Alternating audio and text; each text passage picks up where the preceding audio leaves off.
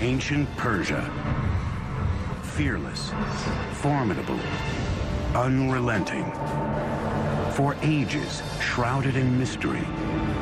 An empire unparalleled in conquest and riches. To create an empire of the size of the Persian Empire, the largest empire the world had known, obviously takes military skill. From North Africa to Asia, it was a civilization driven by a dynasty of extraordinary rulers, ambitious and all-powerful. Cyrus the Great is one of the few who deserves to be called the Great. The Persian Empire created some of the most astonishing feats of engineering the world has ever seen. Magnificent palaces that rose up from barren desert. Roadways, bridges, and canals. Everyone has heard of the Suez Canal, but how many have heard of Darius's Canal? But dark clouds were on the horizon. An ancient rivalry with Greece would erupt into an epic clash that changed the course of history and shaped the Western world for thousands of years to come.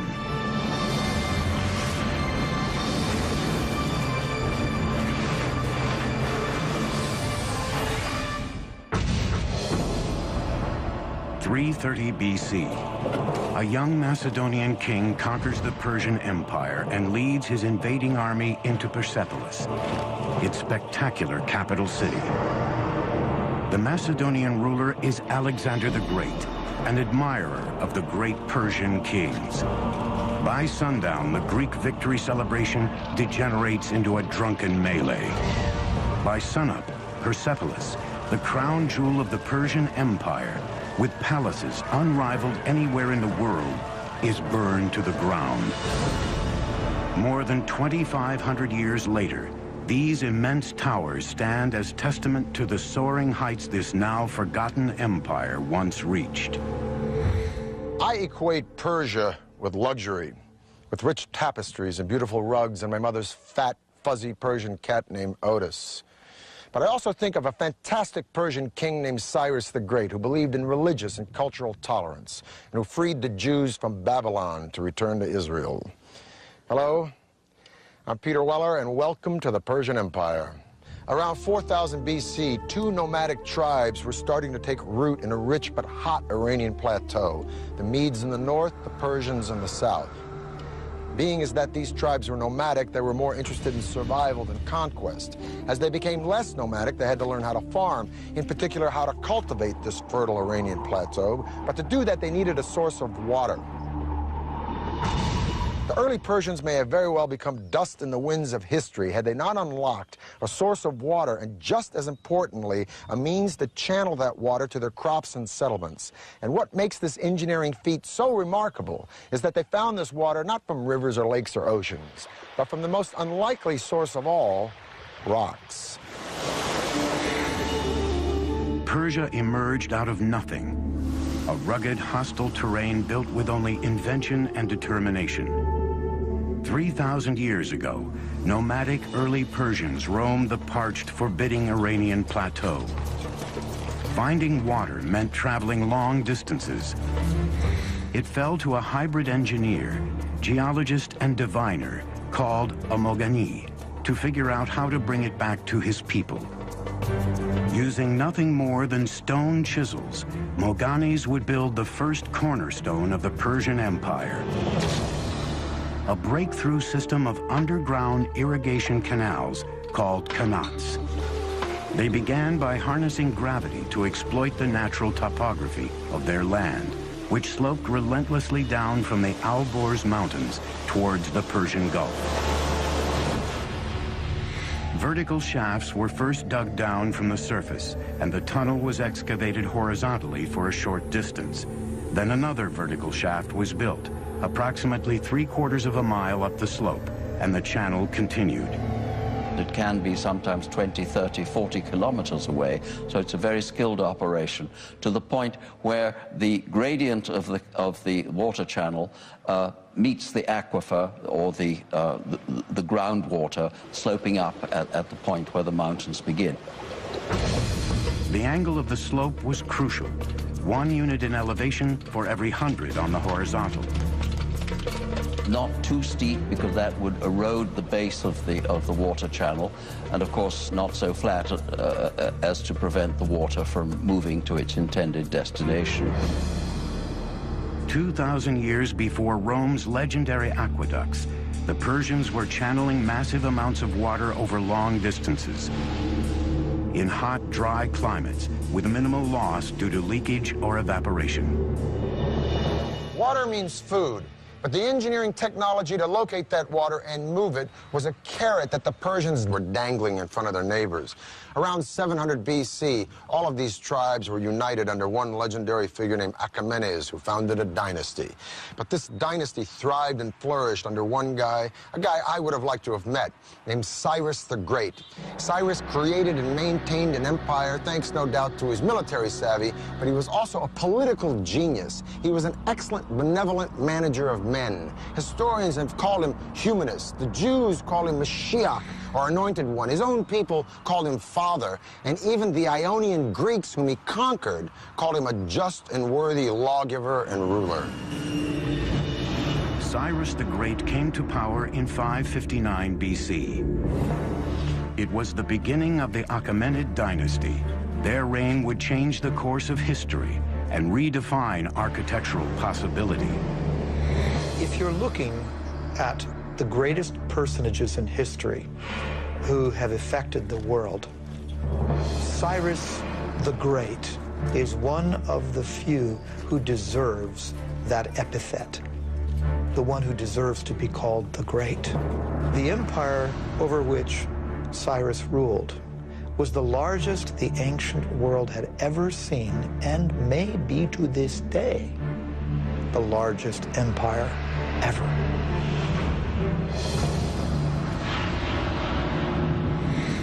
By 554 BC, Cyrus had crushed all rivals and became the undisputed leader of Persia. Now it was time to conquer the world. And if he was going to build an empire, he would need a magnificent capital city to reflect its growing stature. In 550 BC, Cyrus launched one of the most ambitious engineering projects anywhere in the ancient world. The Persian Empire's first great capital city at Pasargad, located in modern Iran. Cyrus was a very innovative builder, and I might add that his standards were particularly high. We can also say that his building project reflected in some ways the technologies that he found in the course of his various conquests. Like the Romans centuries later, the Persians were borrowers. They took the best and most advanced ideas from the cultures they conquered, then developed them even further into technologies uniquely their own. The art and engineering of Pasargad drew on influences as far-flung as Assyria, Egypt, and Asia Minor, thousands of miles away. There were stone workers, woodworkers, brick makers, relief makers, and we know that these were people often imported from all over the empire. Today, over 2,500 years later, crumbling ruins are the only remnants of what was once here, Persia's first shining capital city. Pasargad's showpiece was its two magnificent palaces, surrounded by a majestic park and vast formal gardens. Among them, the first known appearance of the astonishing paradisia, the four-quartered walled Persian gardens. The gardens had over 1,000 yards of channels of carved limestone, designed such that water would enter small basins every 16 yards. The paradisia of Pasargad laid the foundations for many of the world's most magnificent gardens for the next 2 millennia. What's particularly different with the paradisia is the application of the geometric design. So we have squares, rectangular designs, floral designs, cypress trees, wild grasses, roses, lilies, all kinds of vegetations. And this is the concept of the modern park as we know it. As Pasargad was being built, Cyrus added to his dominion one enemy kingdom after another. But Cyrus was a very different kind of king. He refused to enslave his new subjects, a revolutionary concept in the ancient world. He recognized the local validity, if you will, of different religions and beliefs, and allowed those things to persist. In 539, Cyrus conquered Babylon, but he did not present himself as a conqueror. He presented himself as a liberator, rescuing these people from their despotic ruler. And then he did a totally unprecedented thing. He freed the Jews. The Jews had been living in Babylon in captivity ever since Nebuchadnezzar destroyed Jerusalem and their temple, and Cyrus freed them. Now, it could be said in hindsight or political history that Cyrus was looking for a buffer state between a hostile Egypt and his own empire. But so what?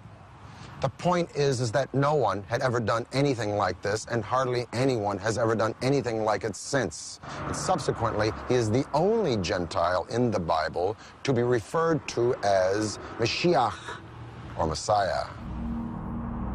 As one distinguished Oxford scholar once said to me, Cyrus always had a very good press. It's a very true statement.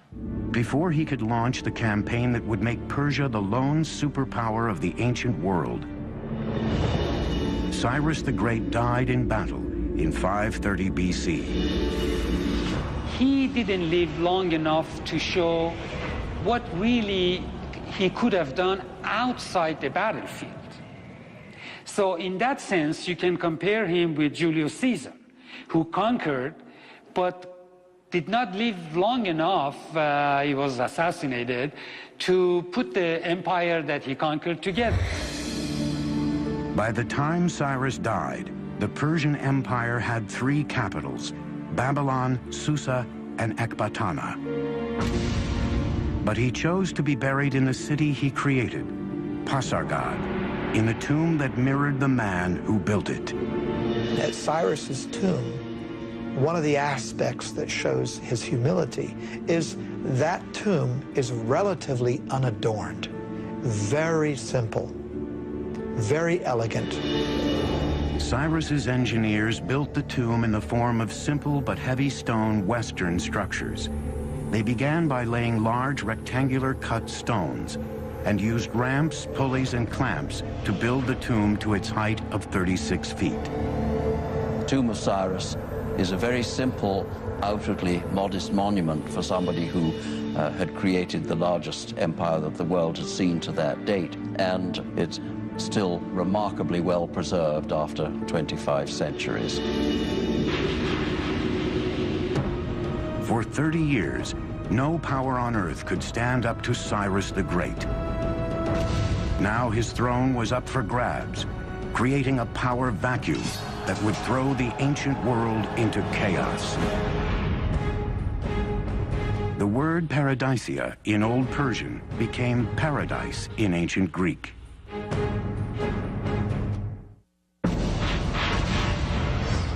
(530 BC). Cyrus the Great, the architect of the greatest empire the world had ever known, is dead. For Persia, its future now hung in the balance.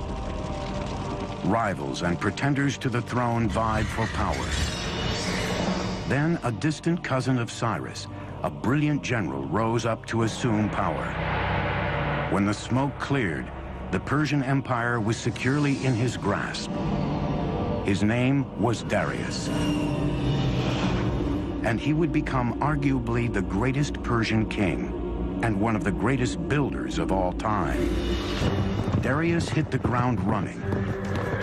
He began by rebuilding the old capital of Susa with grand new palaces adorned in glazed brick. Today, the magnificence of the capital Susa is even found in the Bible. When the Greeks talk about Persian palaces, for example, they routinely mention Susa. When the Old Testament book of Esther talks about Persian palaces, it's Susa that they mention. But the new king of Persia wanted a ceremonial capital all his own. 518 BC, Darius launched one of the most ambitious construction projects of the ancient world. Located near the modern city of Shiraz, it would become known as Persepolis, or Persian city in Greek. All of the palaces rose from a vast stone platform designed to enhance the stature of the empire. The terrace square is huge, over 125,000 square meters. And he had to modify the landscape. His engineers had to come in and level out part of the area, and they had to build a retaining wall. He wanted it to be seen from a distance. That's exactly why you build up a terrace, so it could be viewed from afar. That makes it all the more grand and imposing. Persepolis was a colossal engineering challenge, with walls more than 60 feet high and 35 feet thick, and great halls featuring intricately designed columns. Thousands of architects, craftsmen, and laborers, along with tons of materials, were brought from the far reaches of the empire. Most ancient empires were built by massive armies of slave labor, but Darius, like Cyrus, believed in paying for the work that built Persia's palaces and monuments. Every worker was given his due, his or her due, because we also find women in the workforce as well. Depending on their skill, what the quality they brought to the work, they were paid accordingly. No expense was spared. Persepolis would be the signature monument of Persian power and glory. First of all, it's important to remember the origin of the Persians themselves. That is to say that these were a nomadic people. They lived in tented accommodation, and they would up their tents, move somewhere else, and plant their tents again. Now, as time went on, these tents became more and more elaborate affairs. And essentially what we're having at Persepolis is a tent turned into stone. The Apadana is nothing more than a stone-tented building. The magnificent audience hall Darius built was called the Apadana.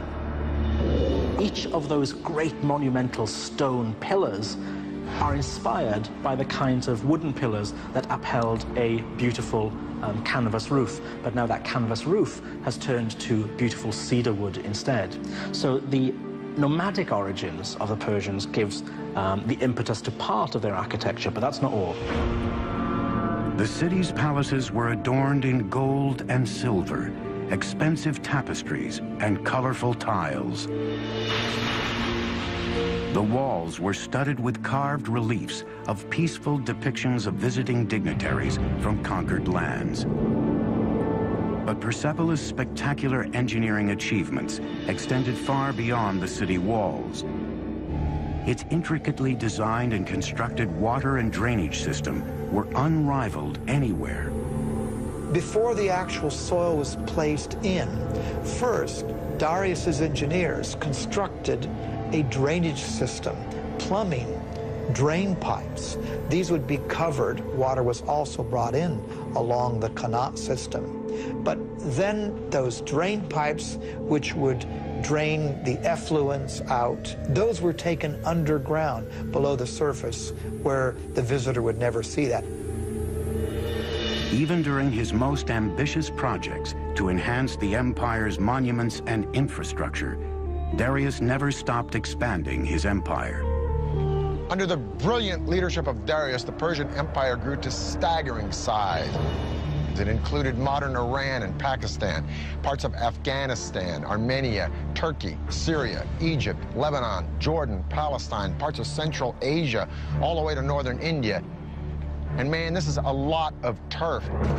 To connect the farthest reaches of the empire, Darius would launch two audacious building projects.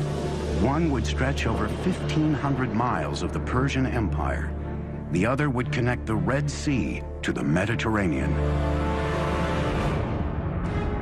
Creating gardens was held in such high esteem that the Persian kings wished to be remembered as gardeners.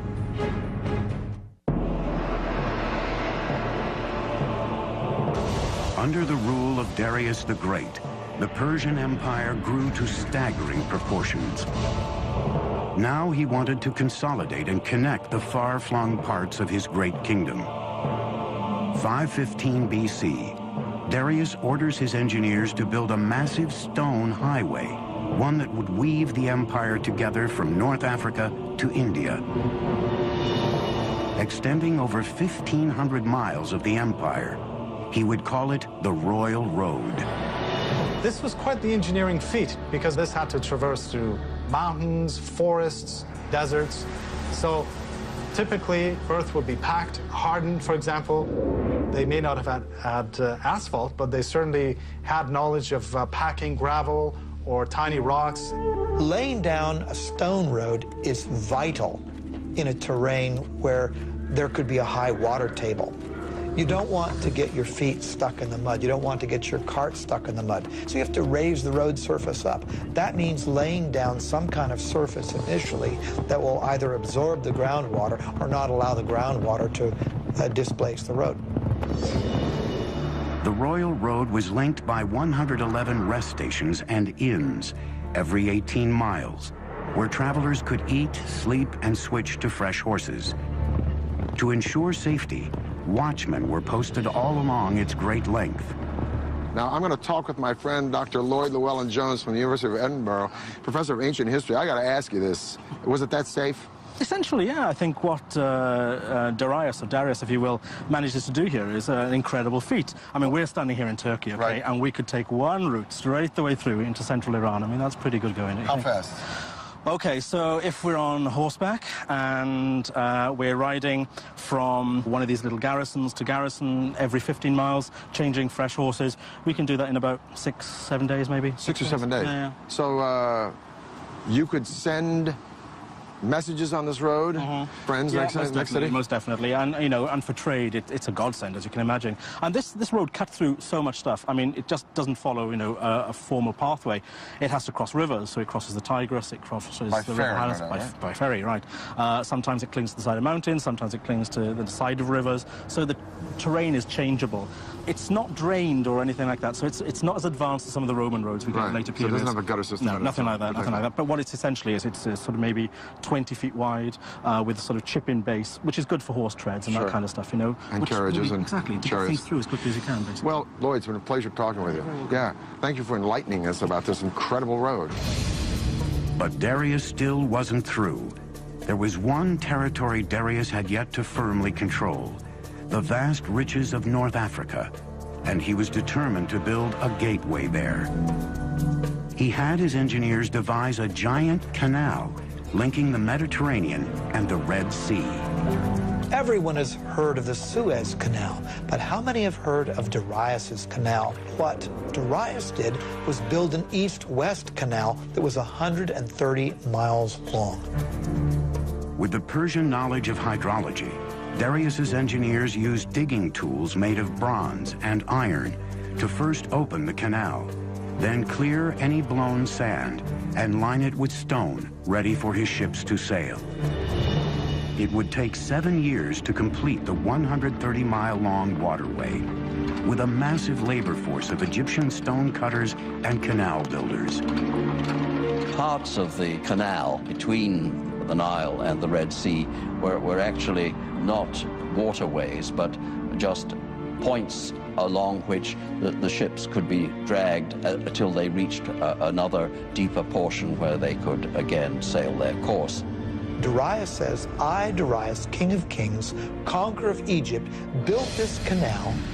He connected the Red Sea to the Nile River for trade, and he says, and ships were brought along my canal.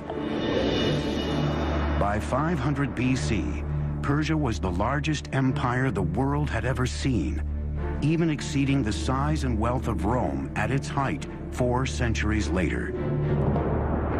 Persia was invincible, and its appetite for conquest was beginning to frighten an emerging power across the Mediterranean, the city-states of Greece. Just a little geographical info. That big body of water out there is the Black Sea. This thin body of water here is the Bosphorus Strait that connects the Black Sea to the Mediterranean. So I'm standing in Asia, or Asia Minor, if you will, and that land over there is Europe. Now, in 494 BC, Darius put down a revolt from some cities on the coast of Turkey. But this revolt had been supported by Athens, so Darius wanted to teach Athens a lesson. He was going to march on Greece and attack that city. But how is he going to do it? He's got to go across the sea. Well, he takes a bridge of boats, pontoons, if you will, and lines them up from that point to that point and marches an army, so Herodotus says, of 70,000 men across the sea to attack Greece. Amazing. Persian engineers connected one side of the Bosporus to the other by scuttling boats side by side to form the foundation. Then they built a highway across the top, linking Asia to Europe. Probably this was a system of planks, and underneath there was a system of packed earth or perhaps dry wood to keep basically the road stable. Now, to keep the ships from wobbling, they must have used an anchor system of a certain weight, because if the anchor would have been too heavy, that would have, of course, tilted or damaged the ships. There was no breaking of the planks, not only due to the weight of the army crossing it, but due to the choppy waters of the Bosphorus. That's quite the feat of engineering before the age of computers. It is late August in the year 490 BC. Darius has already marched into Greece and taken Macedonia. Now he's destined to meet the Greek general Themistocles and an army from Athens and Corinth at the famous Battle of Marathon. The massive army from Persia numbers 60,000 or 140,000, 250,000, depending upon the propaganda you read. Suffice it to say, the Greeks are outnumbered 10 to 1. Their only recourse is to send for reinforcements. So the legendary runner Philippides runs from Marathon to Sparta, a distance of 140 miles in 2 days, hence the name of the race, Marathon. The two armies faced each other separated by a vast open plain. If they clashed head-on, the massive Persian forces would mow down the greatly outnumbered Greeks. This was the beginning of the Persian Wars. A reduced Greek force attacked the Persians head-on. The Persians went for an easy kill. But the remaining Greek forces had split into two and opened two other fronts against the Persians. Sucked into a bloody slaughter pit, the Persians suffered heavy losses and retreated. For the Greeks, it was a great victory. For the Persians, just a speed bump on their path to world domination. Darius decided to return home and turn his attention to shoring up Persepolis, his capital city. He would never get there. In 486 BC, Darius died on his way to quelling a rebellion in Egypt, leaving behind an empire that redefined the very notions of power and glory. He also prevented a replay of the chaos that followed the death of Cyrus by naming his successor, his son Xerxes. Now, Cyrus the innovator and Darius the expansionist were very hard acts to follow. But Xerxes had been a king in waiting all of his life. And a couple of his first acts were to suppress a rebellion in Babylon, another one in Egypt. And then he went after the Greeks. Somehow the Greeks just stuck in his craw. Some historians argue that Xerxes was making a preemptive strike. Others say that he was just cleaning up the business of his father. Whatever the case, the Greeks were no longer intimidated or impressed by the Persians since they'd beaten them at Marathon. And so Xerxes buddied up with the Carthaginian navy and the tip of what is now modern Tunisia, and he decided to beat the Greeks at sea. Discovered in 1931, Persepolis is one of the last archaeological excavations that dates back to the ancient world. 480 BC, the Persian Empire is at its peak, vast, immensely powerful, and incredibly rich. It's been 10 years since the Greeks defeated Darius the Great at the Battle of Marathon.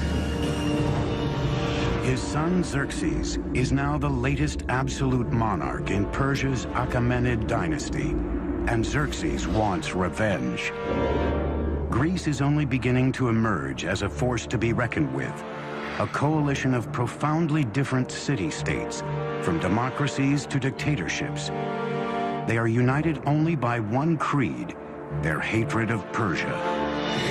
The ancient world is on the verge of the Second Persian War. The outcome will lay the foundation for the modern world. Greeks traditionally called everybody except themselves barbarians. So this whole thing really between East and West started probably with the Persians and the Greeks and continued ever since. The Persian invasion of Greece would be one of the greatest collaborations of strategy and engineering in military history. The massive invasion would be a complex land-sea assault, demanding some astonishing feats of engineering.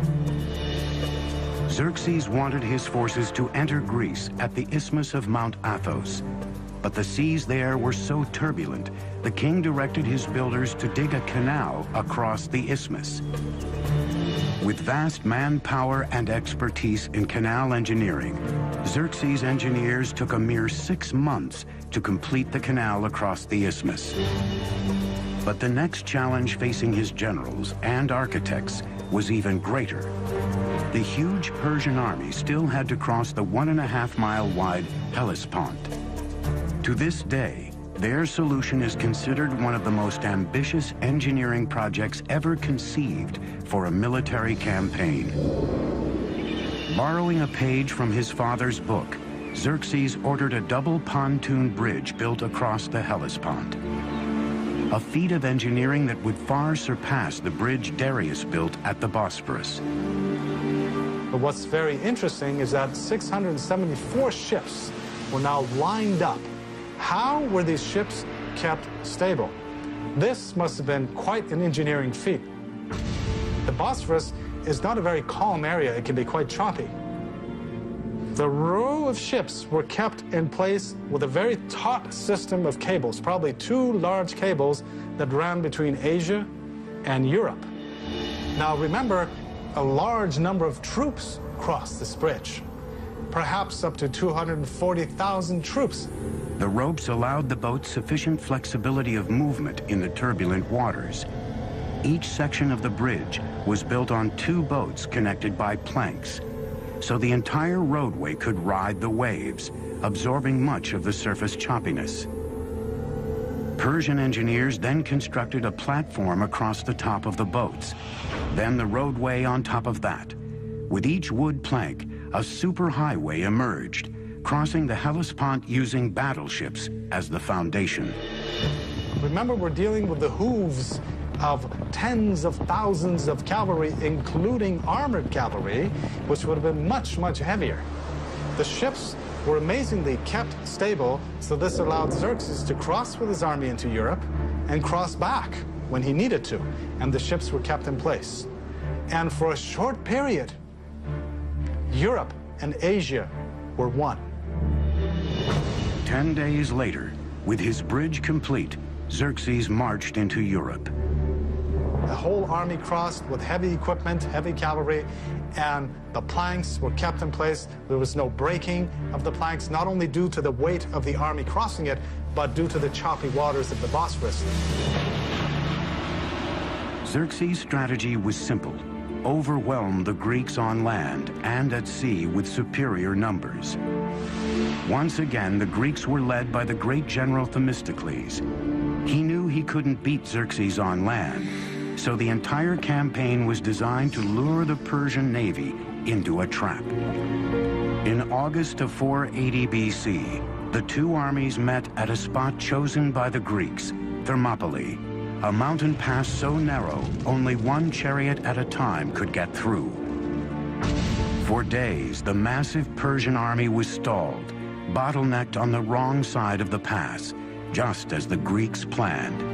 In the meantime, unseen by the Persians, Themistocles left with most of his army, leaving only a token force of 6,000 Spartans behind. Like his father before him, Xerxes was about to charge headlong into a Greek trap. When they finally broke through the narrow pass, the Persians easily destroyed the meager Spartan force Themistocles had left behind as bait and marched toward Athens. But when Xerxes reached the city, Athens was deserted. Xerxes suspected he had been duped and would make the Athenian people pay for it. For generations, Tolerance for their vanquished had been the hallmark of Persian kings. Not this time. In a very un-Persian-like act, Xerxes burnt Athens to the ground. The Persian king regretted it immediately, and the following morning ordered Athens rebuilt. But it was too late. The deed was done.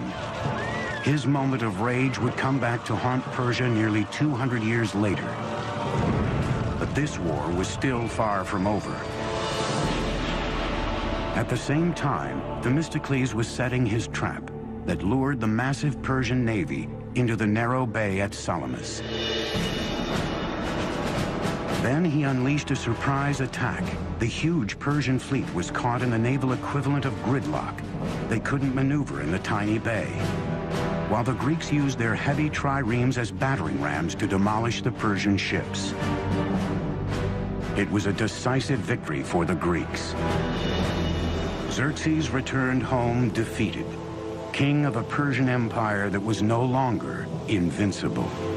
There is one high note in the Persian loss against the Greeks at the Battle of Salamis, one saving grace, a woman named Artemisia, the sole female Navy captain in the Persian fleet. She faked out the Greeks by ramming one of her own losing ships, and she sailed away to escape in the confusion. Her survival skills so impressed Xerxes that he was thought to have said, "My men are becoming women, and my women are becoming men." The Persian wars launched Athens into its golden age, but left the colossal Persian Empire vulnerable. It would be left to a young prince, a worshiper of Persia's great kings, to deal the empire its last blow. Humiliated by Artemisia's daring escape, the Greeks offered a huge price for her capture, but Artemisia had safely sailed home.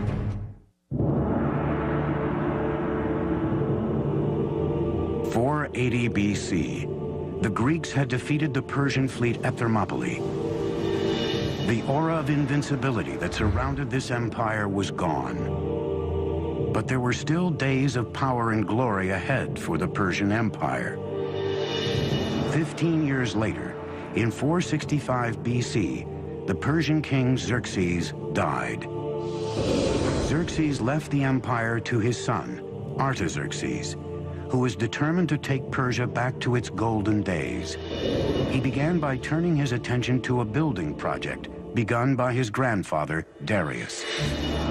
4 decades after it was started, Persepolis, the magnificent capital city, was still under construction. Now, Artaxerxes would oversee one of the last great engineering projects of the Persian Empire. Today, we know it as the remarkable Hall of 100 Columns. We know that the actual hall was some 200 by 200 feet, almost on the perfect square. What's remarkable with the Persepolis columns is when you look up the entire shaft, and these things raise, hundreds of feet into the air, there is not one piece of displacement whatsoever. It's a perfect vertical. They're working with what we might consider to be primitive tools, just stone mallets and bronze chisels, that's all. The fluting on the columns of Persepolis is so precise, however, that these are clearly the work of master craftsmen. The columns are constructed in drums, 7 or 8 drums stacked on top of another. This is done by scaffolding the whole area around the column, and then with a crane, a wooden crane, literally moving each column drum in place. Any client king, any governor from a distance, or even anyone who would come in that hall, would be so impressed by the vastness of the hall and by this forest of columns that stretched nearly as far as the eye could see. An amazing achievement. Across the empire, Persians were still producing some of the most extraordinary feats of engineering in the ancient world. In 353 BC, the wife of a local governor began work on a magnificent tomb for her dying husband. Her tribute to him would be a marvel of engineering and would become one of the 7 wonders of the ancient world, the Mausoleum of Mausolus. The marble monument would rise to 135 feet tall, enclosing a great courtyard. The roof was a pyramid with a staircase on each side, a pathway to heaven. More than 2,500 years later, the tomb of U.S. President Ulysses S. Grant in New York City would be designed after the mausoleum of Mausolus. By the 4th century B.C., Persian engineering was still the finest in the world. But underneath the soaring columns and shining palaces, the empire's very foundations were crumbling. And its enemies were soon at the gate. When Athens supports a rebellion in Egypt and Greeks occupy the capital city of Memphis, Artaxerxes leaves Persepolis and his building projects, and he launches a military campaign to kick the Greeks out of Memphis and bring Egypt back under Persian control once again. It'll be the last great victory of the Persian Empire, because in 424 BC, Artaxerxes dies, leaving a power vacuum and 8 solid decades of rampant infighting and neglect.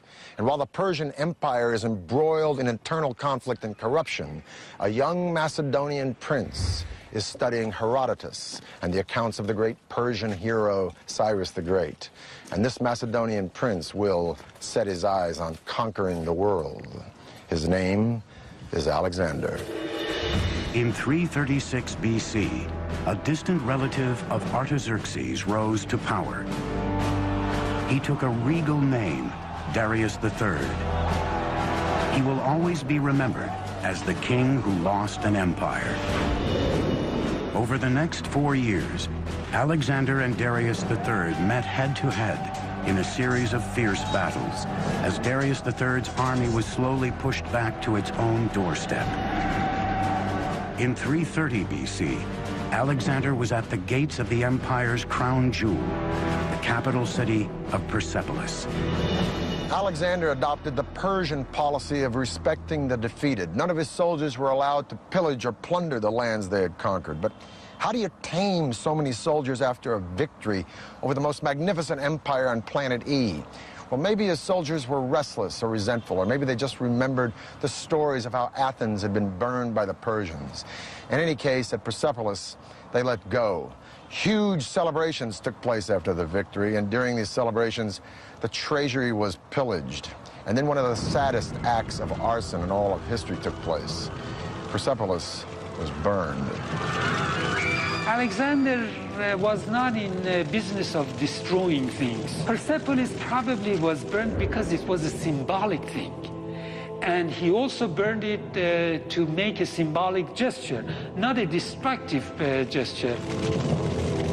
There must have been wonderful draperies and things around, and no doubt fire could have begun accidentally just as much as purposefully, because if he really wanted to be an Achaemenid king, the last thing he should want to do was to destroy Persepolis. But there were no fire engines, and once the blaze had taken hold, it was a very terrible blaze, and it left its mark throughout the site. Darius III had escaped capture, but in the summer of 330 BC, he was murdered by a close ally. The last Achaemenid king was dead. Alexander gave Darius III a magnificent funeral, and later even married his daughter. Alexander declared himself an Achaemenid Persian king, and added the final chapter to the story of an empire that had spanned 3 continents and endured for over 2,700 years. Alexander, admirer of Persian kings, chased down the murderers of Darius and killed them himself. Alexander believed that only kings had the right to kill kings. But would have Alexander actually killed Darius? Probably not, because Alexander didn't create an empire, he only conquered one. The empire already existed, created by Cyrus the Great. No, Alexander's genius was to co-opt and use Persia, an empire that stood long before Alexander was born, and whose legacy of culture and sophistication and luxury would be around long after Alexander was dead. For the History Channel, I'm Peter Weller.